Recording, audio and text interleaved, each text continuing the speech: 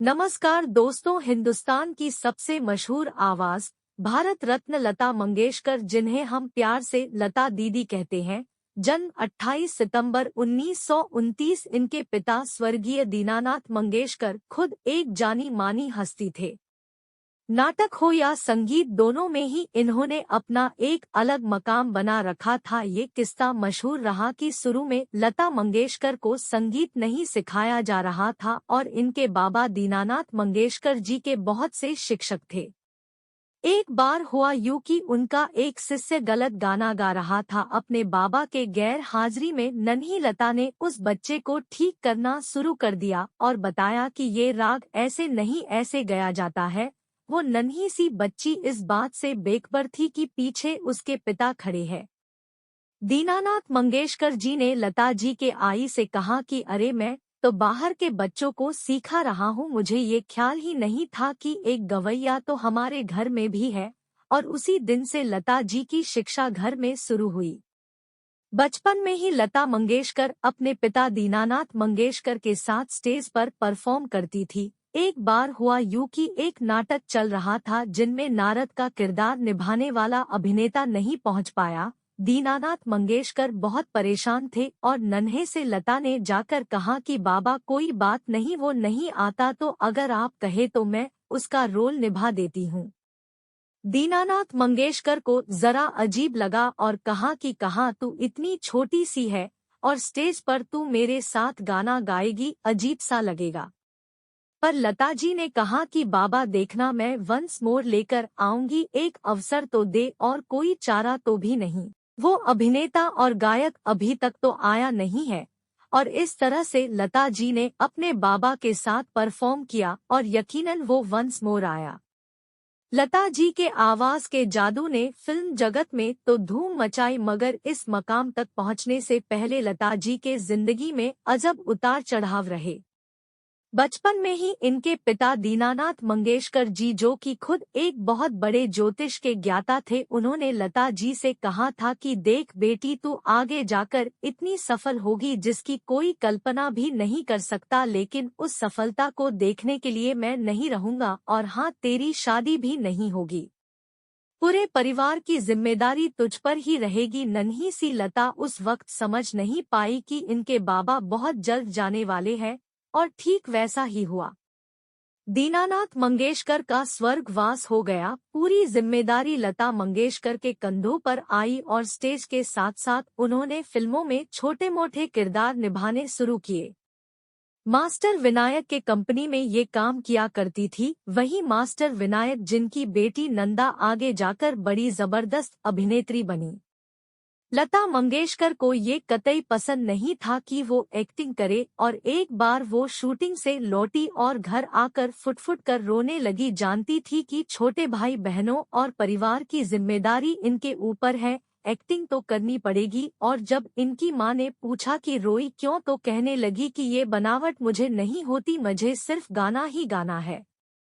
किस्मत ने इनकी बात सुनी भी, इन्हें संगीत की शिक्षा तो मिली पर फिल्म इंडस्ट्री में काम इनको आसानी से नहीं मिला। मुंबई फिल्म इंडस्ट्री में इनके आवाज को सुनकर ये कहा गया था कि आवाज इतनी पतली है, ये प्लेबैक सिंगिंग के लिए नहीं। और इनके गुरु और गॉड फादर मास्टर गुलाम हैदर ने ये बात साबित करने का पीड़ा उठा लिए कि लता जैसी आवाज किसी और के पास नहीं है।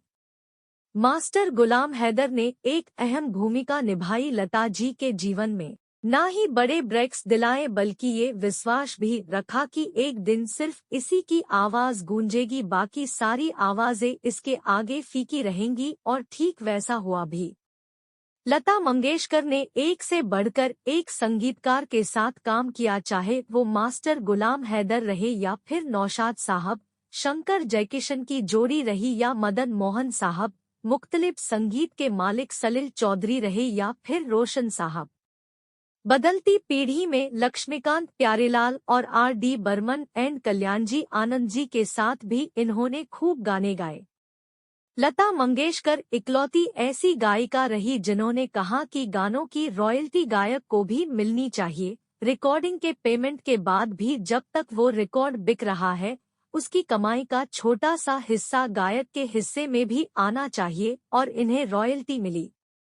हालांकि प्रोड्यूसर्स इसके खिलाफ थे। राज कपूर साहब ने तो यहाँ तक कि कहा था कि लता, मैं तुम्हें रॉयल्टी नहीं दे सकता, मैं यहाँ पर बिजनेस करने आया हूँ। और तब लता जी ने जवाब दिया था कि राज साहब, अगर आप बिजनेस करने आए हैं तो मैं भी फिल्म इंडस्ट्री में रानी बाग में घूमने नहीं आई। और अपनी बात लता जी ने मनवाई।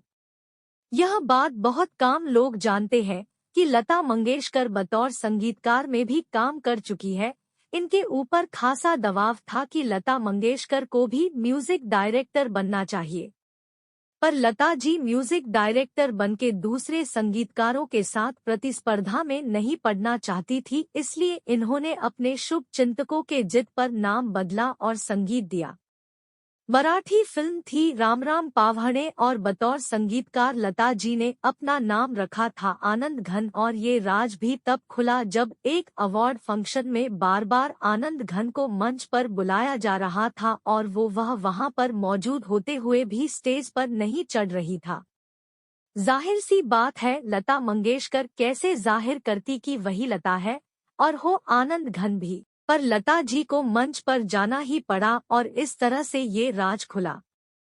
ये बात भी आगे जाकर पता चली कि 60 के दशक में जब लता मंगेशकर एक अलग मुकाम हासिल कर चुकी थी, तब इनकी तबीयत अचानक बहुत खराब हो गई थी। मौत के मुंह से इन्हें बाहर निकाला गया था और डॉक्टर ने इन्हें बोला था कोई आपको धीमा जहर दे रहा था, और वो डॉक्टर सही था।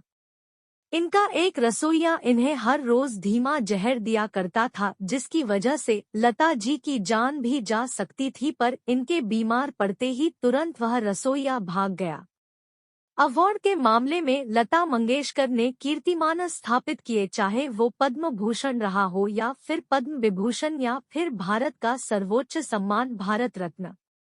जहां पर फिल्म फेयर अवार्ड की बात आती है तो लता मंगेशकर ने ये फैसला कर लिया था कि अब नए गायक और गायिकाओं को मौका मिलना चाहिए। इसलिए एक वक्त पर इन्होंने अवार्ड लेने से इनकार कर दिया था। लता मंगेशकर एक बहुत हंसमुख प्रतिभा है और इन्हें फोटोग्राफी का बड़ा शौक है। ये बात सही है कि लता मंगेशकर की शादी नहीं हुई, पर लता जी ने हमेशा कहा कि मेरे परिवार में मेरे छोटे भाई बहनों के बच्चे भी मेरे खुद के ही तो बच्चे हैं।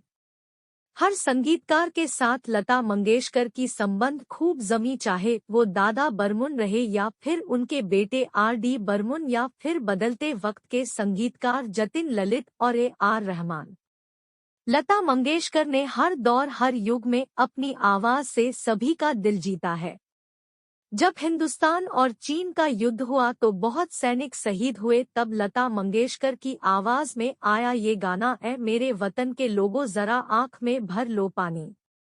इसे सुन तत्कालीन प्रधानमंत्री पंडित जवाहरलाल नेहरू रो पड़े थे। यह बात भी मशहूर रही है कि लता मंगेशकर इकलौती ऐसी गायिका है जो गाने के लफ्ज सुनकर ही उस गाने को रिकॉर्ड करती है। यदि कोई भी आपत्तिजनक शब्द हुआ तो लता जी उस गाने को रिकॉर्ड करने से इनकार कर देती। गजलें रही या फिर रोमांटिक गाने, दर्द भरा गीत रहा या फिर सपनों भरा, हर जज्बात को लता जी की आवाज मिली है। नाम गुम जाएगा चेहरा ये बदल जाएगा, मेरी आवाज ही पहचान है गर याद रहे। दोस्तों, यह वीडियो आपको कैसा लगा? अगर वीडियो अच्छी लगे तो वीडियो को लाइक और शेयर कर दीजिए। हमें कमेंट करके बताइए आप कहां से देख रहे हैं। अगर आप हमारे चैनल पर नए हैं तो चैनल को सब्सक्राइब कर दीजिए।